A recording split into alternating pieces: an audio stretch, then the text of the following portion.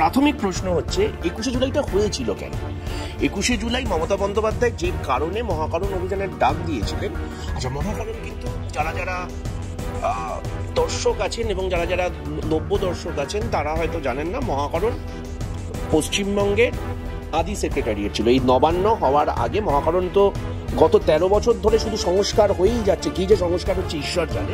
No epic no vote, মানে ভুয়ো voter ধরবার জন্যে সচিত্র ভোটার পরিচয়পত্র ছাড়া ভোট দেওয়া যাবে না, এই দাবি নিয়ে 93 সালে মমতা বন্দ্যোপাধ্যায় মহাকারণ দখল করতে গেছিলেন। মমতা বন্দ্যোপাধ্যায় শাসনকালে ভুয়ো ভোটার হওয়াটা জলভাত হয়ে গেছে, ভোট লুট।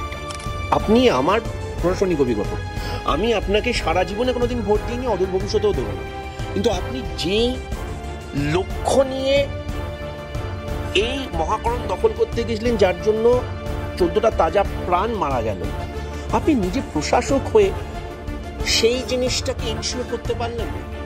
আপনার শাসনকালে কেন ভুয়ো ভোট হবে আপনি এটা বলতে পারলেন না। বাংলা হান্টের আরো খবর দেখতে নজর রাখুন। বাংলা খবর মানেই বাংলা হান্ট।